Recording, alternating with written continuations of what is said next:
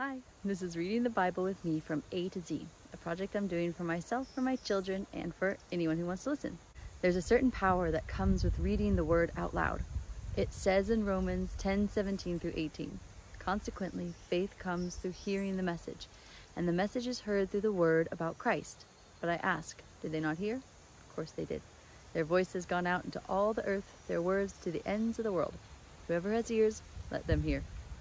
1 Chronicles 10. Now the Philistines fought against Israel. The Israelites fled before them, and many fell dead on Mount Gilboa. The Philistines were in hot pursuit of Saul and his sons, and they killed his sons Jonathan, Abinadab, and Malchishua. The fighting grew fierce around Saul, and when the archers overtook him, they wounded him. Saul said to his armor-bearer, "Draw your sword and run me through, or these uncircumcised fellows will come and abuse me." But his armor-bearer was terrified and would not do it. So Saul took his own sword and fell on it. When the armor-bearer saw that Saul was dead, he too fell on his sword and died. So Saul and his 3 sons died, and all his house died together.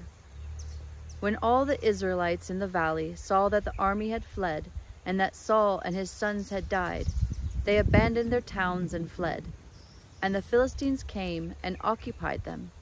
The next day, when the Philistines came to strip the dead, they found Saul and his sons fallen on Mount Gilboa. They stripped him and took his head and his armor, and sent messengers throughout the land of the Philistines to proclaim the news among their idols and their people.